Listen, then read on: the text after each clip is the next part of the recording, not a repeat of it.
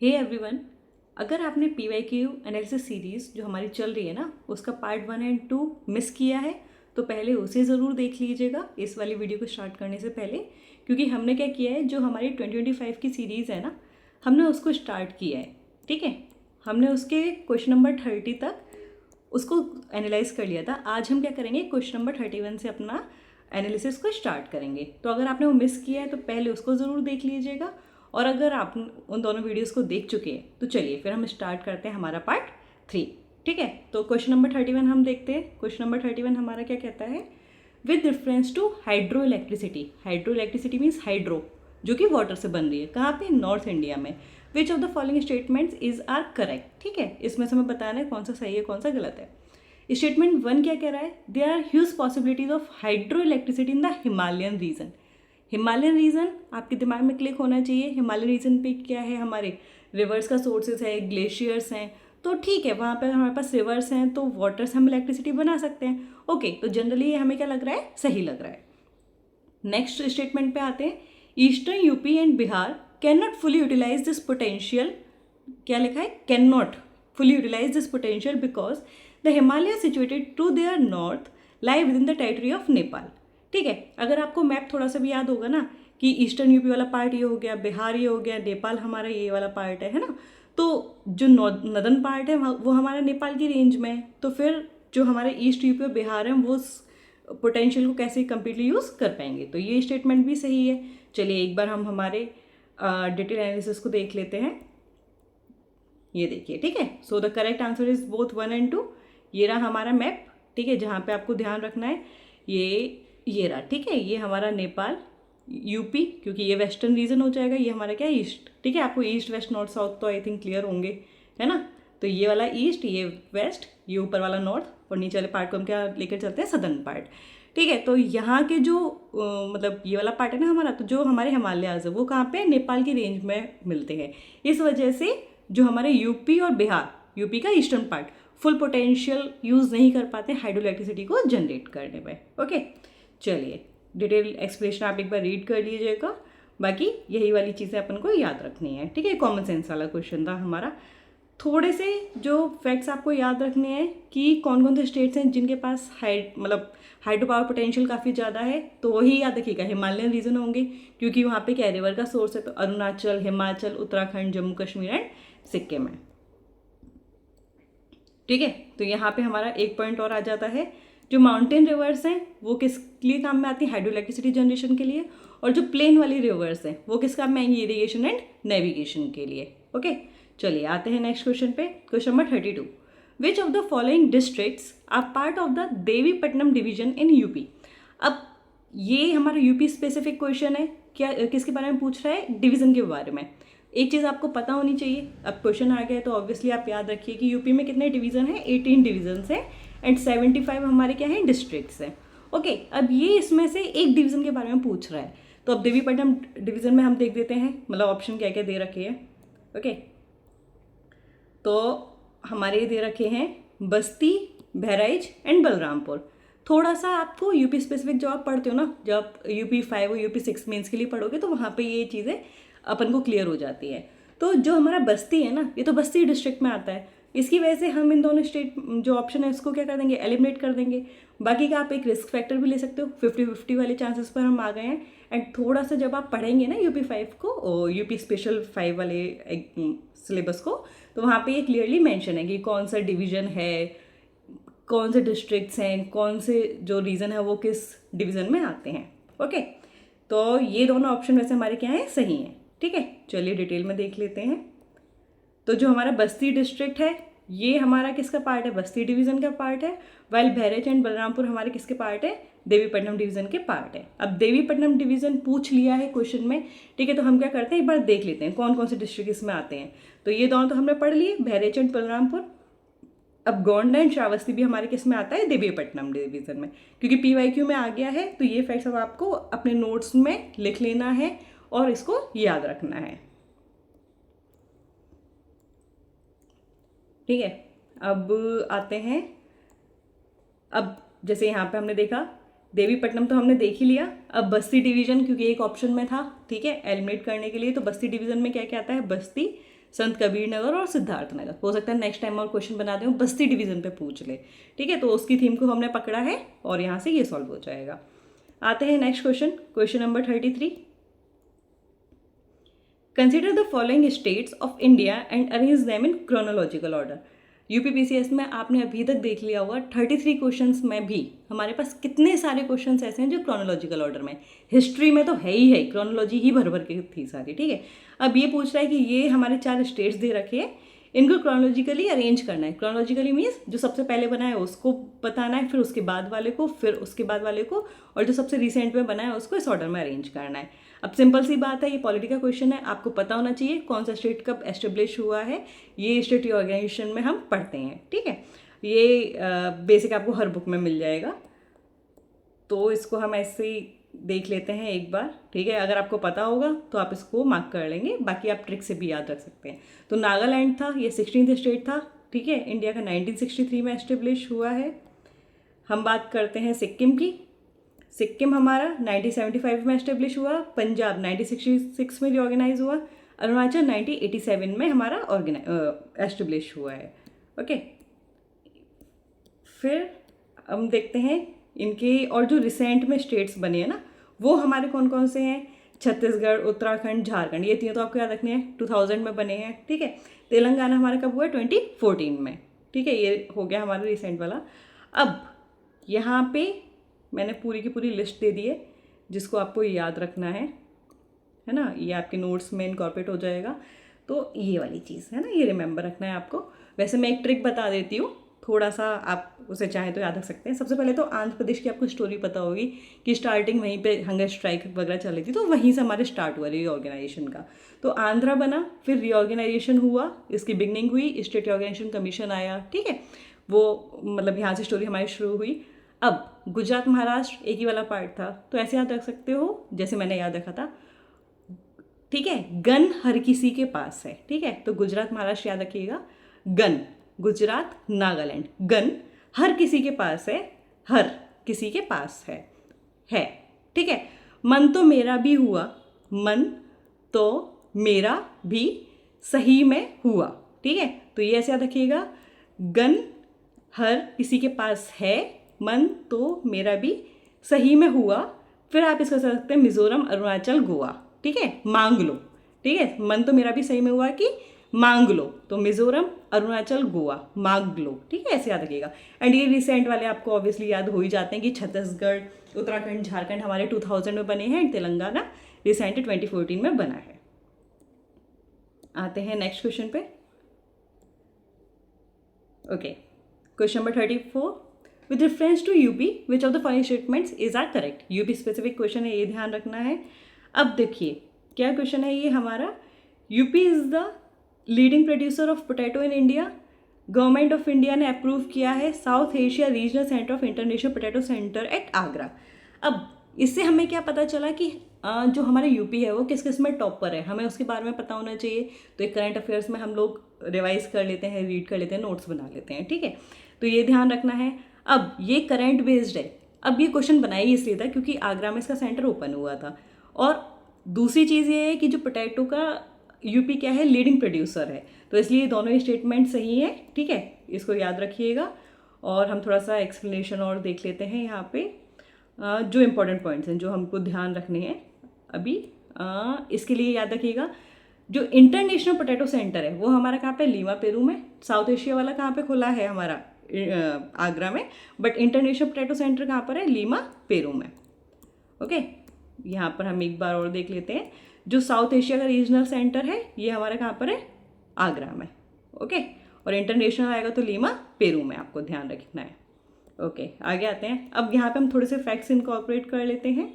जो हमारा यूपी है ना, ये किस किस में लार्जेस्ट प्रोड्यूसर है, तो ये हमारा potato, sugar cane and food grains में। तो ये तीनों पॉइंट्स अपने नोट्स में इनकॉर्पोरेट कर लीजिएगा।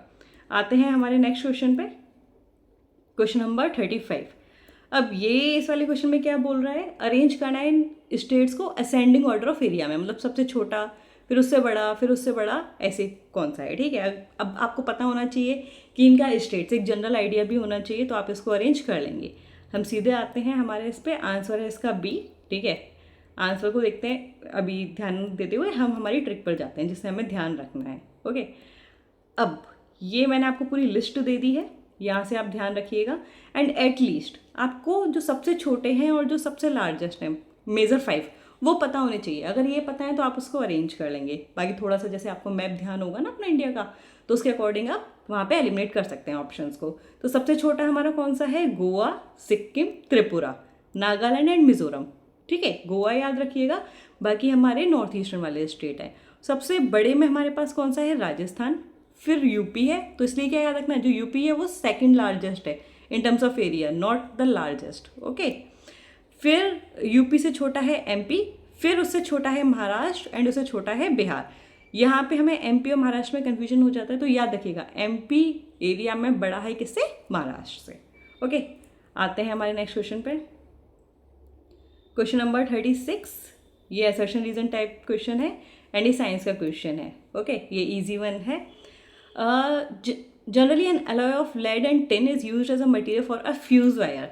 ये हमारी 10th क्लास की साइंस का क्वेश्चन है ना। एग्जैक्टली अगर हम बात करें तो फ्यूज़ वायर क्या होता है, तो फ्यूज़ का आपने सुना होगा, जब हमारे घर में इलेक्ट्रिसिटी का वो पूरा बोर्ड होता है ना, वहाँ पे हमारा क्या होता है? एक फ्यूज़ होता है। जैसे ही मान लो बहुत ज़्यादा करंट आ गया या कुछ भी इशू होता है ना, तो हमारा फ्यूज़ जल के अलग हो जाता है। फ्यूज़ जल के अलग हो रहा है मीन्स उसका जो भी पॉइंट होगा, मेल्टिंग पॉइंट होगा, वो क्या होगा? कम होगा ना, इसलिए तुरंत आग उसने पकड़ ली। बाकी सिस्टम को प्रोटेक्ट कर रहा है, खुद जल जा रहा है, खुद बेचारा अपनी बलिदानी दे रहा है ना। अब ये इसका रीज़न क्या होगा? जो एलॉय है ना लेड एंड टिन का, इसका क्या होता है? हाई मेल्टिंग पॉइंट होता है देन कॉपर एंड एल्यूमिनियम से। अब आपको सोचिए, हाई मेल्टिंग पॉइंट, अगर हाई मेल्टिंग पॉइंट होगा तो ये क्या करेगा? देर से जलेगा, क्योंकि मेल्टिंग पॉइंट का मतलब क्या है? मेल्ट होने के लिए इसको हाई टेम्परेचर चाहिए। तो ऐसा तो नहीं होगा, बट हमारा स्टेटमेंट फर्स्ट क्या है? करेक्ट है। ठीक है, आंसर देखते हैं। Answer is C. ओके, तो फ्यूज वायर हमारा एलॉय एंड लेड, ये एलॉय है किसका? लेड एंड टिन का। एलॉय मतलब इनसे मिलके बना हुआ है। ठीक है, ये प्योर नहीं है, ये मिक्सचर है। अब वही है जो आइडियल फ्यूज वायर होता है, उसका क्या होता है? हमारा मेल्टिंग पॉइंट कम होता है, रेसिस्टिविटी, करंट को रोकने की पावर, रेसिस्टिविटी है ना, ये ज़्यादा होती है, लो कॉस्ट होती है, रेसिस्टेंस होता है ऑक्सीडेशन के लिए। तो ये कुछ पॉइंट्स हमें याद रखने हैं। आते हैं। ओके, ये एक एक्स्ट्रा पॉइंट हमने दिया हुआ है, इसको आप ध्यान रखिएगा। फ्यूज वायर का क्या होता है? Low melting point, while the heating element nichrome, इसका मेल्टिंग पॉइंट और रेसिस्टिविटी क्या होती है? हाई होती है। Okay, now next question, question number 37, state and highest peak. ये वाला क्वेश्चन इतना कॉमन है ना PYQs में, आप देखोगे आपको पढ़ते पढ़ते ये क्वेश्चंस याद हो जाएंगे। अगर आपने 10 या 15 साल के क्वेश्चंस लगा लिए ना, इतनी बार रिपीट हुए हैं ये, तो ये इतनी बार रिपीट हुए हैं तो आपको भी रटने ही पड़ेंगे, ये याद हो जाएंगे आपको, है ना, PYQ सीरीज होते होते। अब इनको मैच करना है, तमिलनाडु, राजस्थान, नागालैंड, MP किससे रिलेटेड है। ओके, आते हैं इसके एक्सप्लेनेशन वाले पार्ट पे ही सीधा, क्योंकि अगर आपको पता होगा तो आप मैच कर लोगे, वो हमारा नॉर्मल पॉइंट है। तो ये चीज़ याद रखिएगा, जो पीक्स हैं, मतलब यहाँ से एनालिसिस हमारी क्या हुई कि ज्योग्राफी में स्टेट्स और उनकी पीक्स आपको याद रखनी है, और जो ये वाली आई है ना, इसको तो रट्टा मार लेना है, क्योंकि ये आती ही आती हैं, बहुत बार रिपीट होती हैं। तो जो हमारी डोडा बेटा है, ये हमारी कहाँ पर है? तमिलनाडु में। गुरु शिखर राजस्थान की है। माउंट सारामती नागालैंड की, और जो धूपगढ़ है वो कहाँ का है? MP की है। ओके, आते हैं नेक्स्ट पॉइंट पे, एडिशनल फैक्ट्स। ये तो हमने देख ली जो हमारे क्वेश्चन में पूछी हुई थी, बट हम अब जो एग्जाम्स में और आ सकते हैं इसको देख लेते हैं। अनाईमुडी हमारी केरल में है, मतलब कई बार हम कन्फ्यूजन हो जाता है, तमिलनाडु लगा है या कर्नाटका लगा है, then Anaimudi is in Kerala. Doda Betta अभी देखा Tamil Nadu, Guru Shikhar Rajasthan, Parasnath is in Jharkhand and Devmali is in Orissa. Okay, तो ये आपको ध्यान रखने हैं। नेक्स्ट क्वेश्चन, ये करंट बेस्ड है, क्वेश्चन नंबर 38। आपको इंट्रो वाले लेक्चर में मैंने बोला था कि करंट का हम क्या करेंगे, उस टाइम पे करंट में क्या क्वेश्चन आया है वो हमारे लिए उतना रेलिवेंट नहीं है कि हम उसको याद रखें, बट उसकी थीम को निकालना है। मीन्स ऑपरेशन था, इंडिया ने लॉन्च किया था, वो किस कंट्री के लिए था, तो क्या रिसेंट में कोई ऐसा ऑपरेशन चल रहा है जिसमें हमें ध्यान देना है? यस, तो हमें क्या करना पड़ेगा? अब आपकी नज़र कहाँ जानी चाहिए करंट अफेयर्स में? अच्छा, कोई ऑपरेशन चल रहा है तो हमें उसको क्या करना है? नोट डाउन कर लेना है, वो हमारे नोट्स का पार्ट होना चाहिए। तो यहाँ पे मैंने एक जो रिसेंटली चल रहा है उसको इंक्लूड कर दिया है, करंट लिंकेज वाला पॉइंट। ओके, तो बाकी वो स्टैटिक वाला पोर्शन मतलब जो उस टाइम का करंट था वो अभी उतना रेलिवेंट नहीं है, बट अभी क्या चल रहा है हमने थीम एक्सट्रैक्ट किया। तो करंट लिंकेज क्या है, ऑपरेशन एमिस्टर्ड है, इंडिया के humanitarian assistance and disaster relief mission है, कहाँ के लिए, वेनेजुएला के लिए। ओके, और जो भी आते जाएंगे हम उसको इंक्लूड करते जाएंगे। आते हैं नेक्स्ट क्वेश्चन पे, ये हमारा पॉलिटी बेस्ड क्वेश्चन है, ईजी ही क्वेश्चन है वैसे तो मैं कहूँगी। With reference to municipalities which of the following statements is are correct. Eligible age for a municipality member is 25 years. 25 years होती है, याद करो डिसेंट्रलाइजेशन किया गया था हमारा, ठीक है, तो लोअर लेवल पर आ रहे हैं, तो लोअर लेवल पर लोगों को ज़्यादा प्रमोट करेंगे ना, तो एज कितनी है वहाँ पे 21 ईयर्स है, चाहे पंचायत हो चाहे म्यूनिसिपैलिटी हो, कितनी है 21 ईयर्स। फिर जो 1/3 जो सीट्स हैं, ठीक है, डायरेक्ट इलेक्शन से फिल्ड होंगी म्यूनिसिपैलिटीज़ में, रिजर्व ने किसके लिए, वुमेन के लिए, तो यस, ठीक है, वुमेन को प्रमोट करना है। एंड अभी हमारा वुमेन बिल चल रहा है ना इतना न्यूज़ में, तो हमें उस पर फोकस करना ही करना है। तो ये वाला क्वेश्चन आप अच्छे से ध्यान रखिएगा और इस वाले पार्ट को काफ़ी अच्छे से पढ़िएगा। तो हमारा क्या हुआ, option only 2 is correct, 1 is incorrect. चलिए आइए देखते हैं एक्सप्लेनेशन पार्ट को। तो ये ध्यान रखिएगा कितनी है मिनिमम एज, 21 है, नॉट 25 ईयर्स। ठीक है, ये एग्ज़ाम टिप है जो आप थोड़ा सा याद रख सकते हैं कि जो हमारा लोकल लेवल पर है वहाँ पे 21 ईयर्स है मिनिमम एज, और लोकसभा एंड स्टेट असेंबलीज़ के लिए मिनिमम एज कितनी है, 25 ईयर्स है। ओके, अब आप मुझे कमेंट में बताइएगा प्रेसिडेंट के लिए, वाइस प्रेसिडेंट के लिए, ठीक है, एंड चलिए आप मेरे को स्पीकर के लिए भी बता दीजिए कि इनकी मिनिमम एज क्या होती है। ठीक है, चलिए आते हैं नेक्स्ट क्वेश्चन, क्वेश्चन नंबर 40 पर।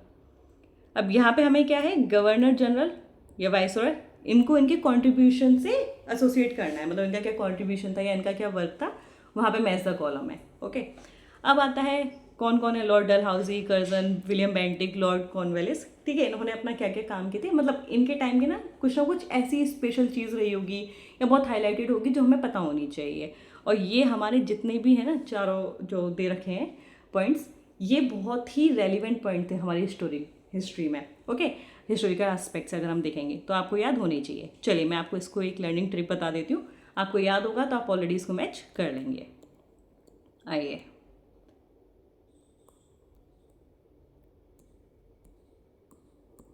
ओके, है ना, हम अभी ये वाला देख लेते हैं जो हमारे ऑप्शंस गिवन है। लॉर्ड डलहाउजी किससे related, doctrine of lapse. Dalhousie, डल डॉक्ट्रिन ऑफ लैप्स, ये भी डल जैसा है तो आप इसको ऐसे याद रख सकते हैं। लॉर्ड कर्जन, कर्ज, हम कर्ज करते हैं ना किसी को, किसी ने कुछ गलत काम कर दिया हम उसे कर्ज कर रहे हैं, तो उसने क्या किया था, बंगाल का पार्टीशन ही करवा दिया था, तो इसलिए लॉर्ड कर्जन किससे रिलेटेड है, पार्टीशन ऑफ बंगाल से। लॉर्ड विलियम बेंटिक, ठीक है, किससे रिलेटेड है, अबॉलिशन ऑफ सती। सती एक इविल प्रैक्टिस थी, अगर हम किसी भी चीज़ को ख़त्म कर रहे हैं, है ना, तो हमें क्या होना पड़ेगा, स्ट्रिक्ट होना पड़ेगा। स्ट्रिक्ट के लिए हमारे लिए एक स्टिक चाहिए, so stick, Bentinck, something related, so ऐसे आप याद रख सकते हैं। फिर कॉर्नवालिस, कॉर्न, है ना, नॉर्मली अपन ऐसे याद रखते हैं कि फूड की चीज़ है, जहाँ पे फूड होगा वहाँ पे लोग परमानेंट सेटलमेंट बना लेते हैं अपना, है ना, तो फूड तो परमानेंट सेटलमेंट हो गया। आप इस तरीके से याद रखिए। वैसे जब आप डिटेल में ऑलरेडी पढ़ते हैं ना तो आपको ये चीज़ें वैसे याद आती हैं क्योंकि ये बेसिक चीज़ें हैं, बट इन केस सिर्फ रट्टा मारना है, रिवाइज करना है, तो आप ऐसे याद रख सकते हैं। अब कुछ और एडिशनल फैक्ट्स हैं और गवर्नर जनरल के रिफॉर्म्स, हम उनको भी देख लेते हैं। Lord Wellesley, subsidiary alliance, double L, ठीक है, इस तरीके से याद रख सकते हैं। लॉर्ड हेस्टिंग्स, हेस्टिंग्स मतलब हेटिंग टाइप समथिंग लग रहा है ना कुछ, तो यहाँ पे क्या हुआ था कि ये एक्सपेंशन कर रहे थे ब्रिटिश रूल का, किसके बाद, वॉर्स हो रही थी, एंग्लो मराठा वॉर्स हुई, ठीक है, तो लोग इनसे हेट कर रहे थे क्योंकि मराठा वालों से लड़ रहे थे, है ना, इस तरीके से याद रखिएगा। लॉर्ड रिपन, ये पता ही होता है ना, फादर है सेल्फ गवर्नमेंट इंस्टीट्यूशन के, बोला जाता है इनको। तो local self government Ilbert bill किसके टाइम पे आया, लॉर्ड रिपन के टाइम पे आया। And Lord Canning is something type like the cunning, है ना, कोई चालाक है, ठीक है, उस तरीके से याद रखिएगा। अब आप किसी को पहला वाइसरॉय बना रहे हो इंडिया का, है ना, वो भी 1857 रिवॉल्ट के बाद, कोई ना कोई चालाक इंसान चाहिए था, कनिंग चाहिए था, तो जो फर्स्ट वाइसरॉय थे वो कौन थे, कैनिंग। ओके, इस तरीके से कैनिंग कनेक्ट कर सकते हैं। ओके, फिर देखिए हमारा हिस्ट्री में फिर क्रोनोलॉजी वाला क्वेश्चन आ गया है, ठीक है, क्रोनोलॉजी बहुत इंपॉर्टेंट है मॉडर्न हिस्ट्री का ना, मुझे यही चीज़ लगती है, आप बेसिक चीज़ों को क्रोनोलॉजी से समझ लो, सिंपल ओवरव्यू ले लो ना, आपके क्वेश्चन सॉल्व हो जाते हैं यूपीपीसीएस में। तो ये ध्यान रखना है, उतना डीप में नहीं है, बट क्रोनोलॉजी के अकॉर्डिंग आपको चीज़ें पता होनी चाहिए कि कब क्या चल रहा था। अगर वो आपको हिस्ट्री एक स्टोरी वे में भी पता है ना, तो आप उसको सॉल्व कर लेंगे। अब देखिए, Cripps mission, cabinet mission, Shimla conference, Wavell plan, बहुत ही इंपॉर्टेंट एपिसोड था इन सब का ना, बहुत ही ज़्यादा। तो आपको ये पता होनी चाहिए। चलिए हम सीधे आ जाते हैं हमारे एक्सप्लेनेशन पार्ट पे। पता होगा डिटेल, आप अरेंज आराम से कर लेंगे। सो क्रिप्स मिशन के बारे में बात करते हैं। कब आया था? 1942 में ब्रिटिश गवर्नमेंट ने भेजा था। किसके अंडर? सर स्टैफर्ड क्रिप्स के अंडर में। ओके, ये क्या था? इंडिया का कॉपरेशन चाहते थे ड्यूरिंग वर्ल्ड वॉर सेकेंड। तो याद रखिएगा, वर्ल्ड वॉर सेकेंड के टाइम से रिलेटेड है क्रिप्स मिशन, तो 1942 ही होगा। ओके, कुछ इंटरकनेक्टेड क्वेश्चन बना सकते हैं, क्या Cripps mission world war second से रिलेटेड है, तो ये चीज़ याद रखिएगा, है ना। अब ये मतलब क्या हुआ था, थोड़ा सा देख लेते हैं। इन्होंने प्रपोजल दिए थे, जिसको जो हमारी आईएनसी थी और मुस्लिम लीग थी, दोनों ने क्या कर दिया था? रिजेक्ट कर दिया था, इसलिए फेल हुआ था। हमने लास्ट सीरीज में देखा था कि Cripps, sorry not in the last series, बल्कि जो हमने बताया था ना कि जो अभी का जो पीसफुल प्रोटेस्ट चल रहा था, हमारे यूथ जो कर रहे थे, उसको हमने 1942 से जो कनेक्ट करके देखा था। तो वहाँ पे हमारे क्या रीज़न था, जो यूथ तब भी एजिटेट हुए थे कि जो क्रिप्स मिशन था वो भी क्या हो गया था? फेल हो गया था। वो भी एक बहुत इंपॉर्टेंट एपिसोड था। फिर आता है वेवेल प्लान। ये कब आया? 1945 में। ठीक है, लॉर्ड वेवेल के नाम पे इसको रखा गया था क्योंकि इन्होंने प्रपोज किया था।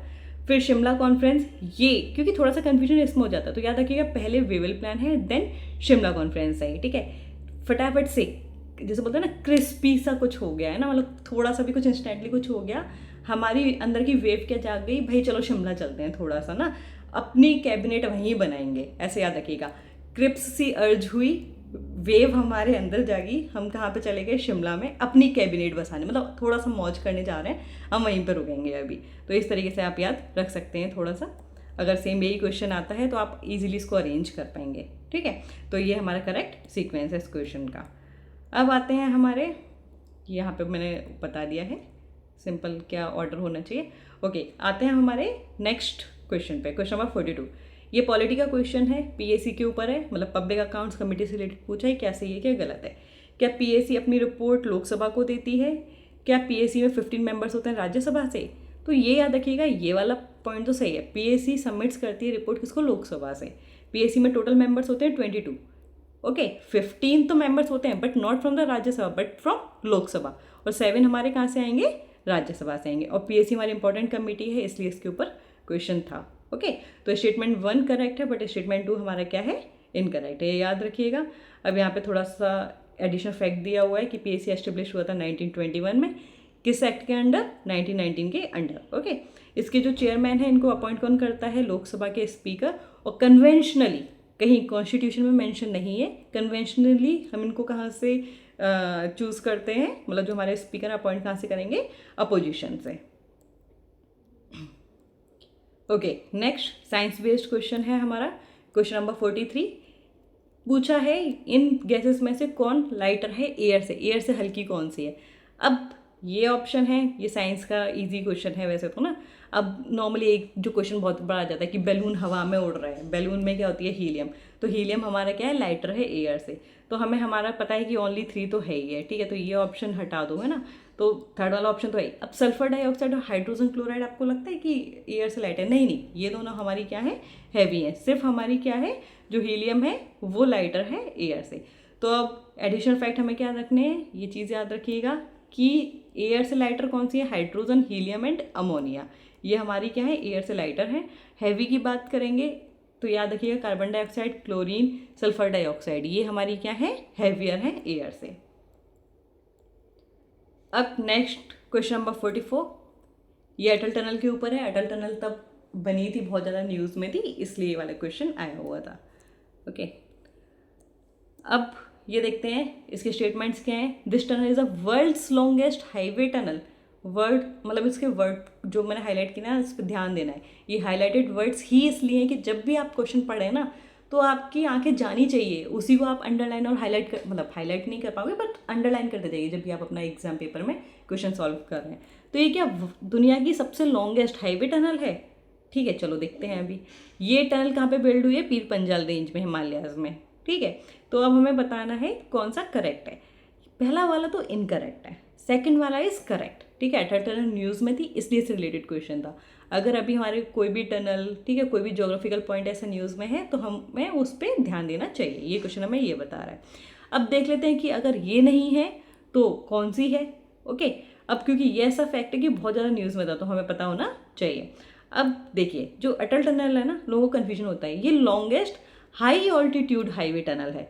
बट जो लॉन्गेस्ट हाईवे या रोड टनल है वर्ल्ड की, मतलब ये हाई ऑल्टीट्यूड पर है, सबसे ज़्यादा ऊंचाई पे बनी है, बट लॉन्गेस्ट हाईवे या रोड टनल है दुनिया की, वो नॉर्वे की है, हमारी लोरडल टनल। ओके, तो ये नॉर्वे में है। एंड इंडिया वाली क्या है, सबसे ऊंचाई पर बनी हुई है, हाई ऑल्टीट्यूड हाईवे टनल है, but not the longest highway. Okay, देखिए इतने से वर्ड से क्वेश्चन में हमें घुमाते हैं, तो हमें बस ये ध्यान रखना है, presence of mind is the key to clear the exam.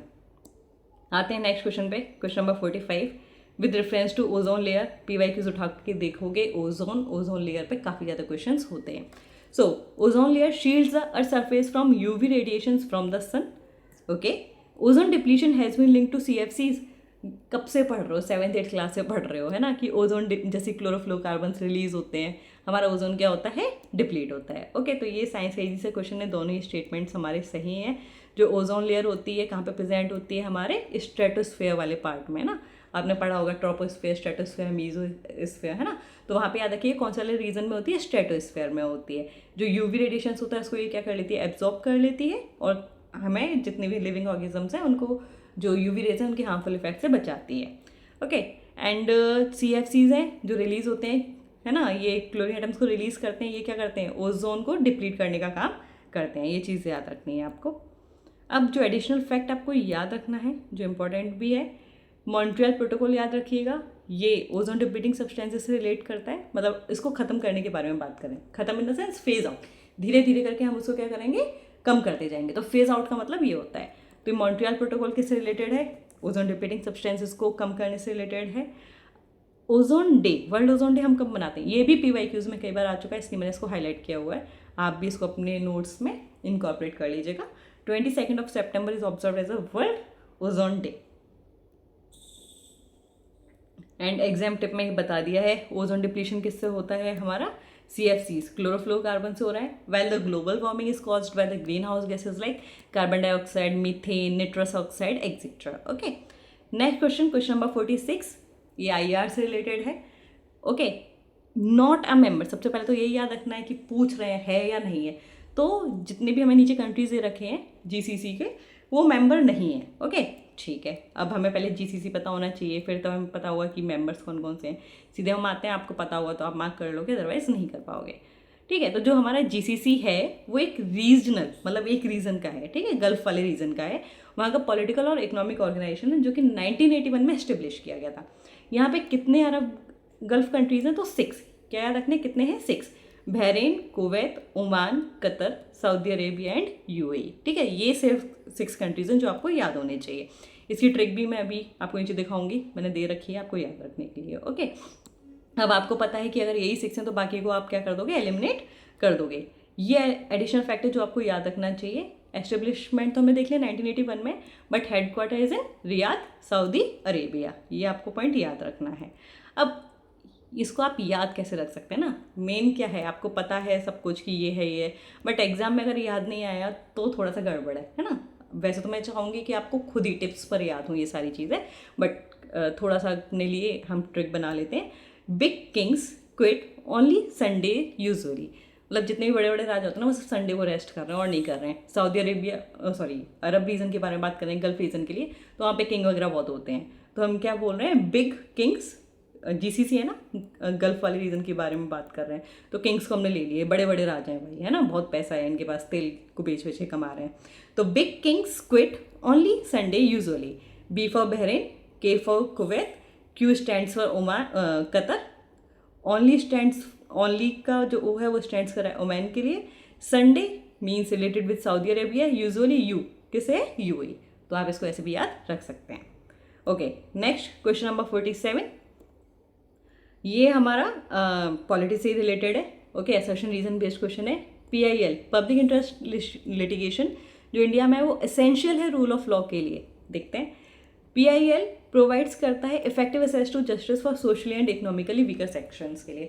अब पहले हमें पता होना चाहिए कि PIL क्या है। देखो नाम से ही क्लियर है वैसे, है ना, ये आप मतलब पॉलिटी नहीं भी पढ़ा होगा आपने, बट कॉमन सेंस इसको सॉल्व कर सकते हो। पब्लिक इंटरेस्ट लिटिगेशन, पब्लिक के इंटरेस्ट के लिए क्या है, कोई लिटिगेशन की हुई है। अब ये किसके लिए, रूल ऑफ लॉ, कानून होना चाहिए ना, उसके लिए बेसिक चीज़ है कि हाँ लोगों का इंटरेस्ट होना चाहिए, उसके लिए कुछ प्रोसेस है हमारे पास। और अगर ऐसा होगा, पब्लिक का इंटरेस्ट होगा, मतलब इंटरेस्ट सर्व होगा, तो इससे क्या होगा, जस्टिस सर्व होगा सोशली और इकोनॉमिकली वीकर सेक्शंस के लिए। तो वैसे तो ये आप लॉजिकल भी सॉल्व कर सकते हो कि दोनों ही क्या है हमारे ऑप्शन सही है और रीज़न एक्सप्लेन कर रहा है हमारे असर्शन पार्ट को। ये हम फैक्ट्स जान लेते हैं कि जो PIL था इंडिया में इवॉल्व हुआ late 90s 70s and early 1980s में। इंडिया में इसके पाइनियर्स कौन है, तो justice PN Bhagwati and justice VR Krishna Iyer, ये आपको याद रखने हैं। PILs को जो जनरली फाइल करते हैं उससे रिलेटेड आर्टिकल्स क्या हैं, तो आर्टिकल 32 एंड आर्टिकल 226, ये आप डिटेल में पढ़ते हो, है ना। ये वाला क्वेश्चन हमने सॉल्व किया था। आर्टिकल 32 को क्या बोला जाता है, ये सोल है इंडियन कॉन्स्टिट्यूशन का, BR अम्बेडकर जी ने बोला था, है ना। तो ये वाले टर्म्स और पॉइंट्स आपको याद रखने हैं। तो आर्टिकल 32 किससे रिलेटेड है, सुप्रीम कोर्ट से, एंड 226 किससे रिलेटेड है, हाई कोर्ट से। ओके, सो आते हैं हमारे नेक्स्ट क्वेश्चन पे, question number 48, which one of the following books is not written by Kalidas. ठीक है, सिंपल सी बात हमें बताना चाहिए कालिदास की कौन कौन सी बुक्स या नोवेल्स हैं, और जो नहीं है उसको हमें क्या है बताना है, कौन सा है कौन सा नहीं है। आपने नॉर्मली पढ़ा होगा मेघदत्त, रघुवंशन है, बट श्रृंगार शतक इनकी नहीं है। ठीक है, आइए नीचे हम देख लेते हैं। तो करेक्ट आंसर क्या हो जाएगा, ओनली 3, मतलब थर्ड वाला नहीं है, बाकी फर्स्ट एंड सेकेंड है। अब सिंपल सा हमारे लिए काम का क्या है कि कालिदास की बुक्स कौन कौन सी है ना, हमें वो पता होनी चाहिए इनके वर्क्स।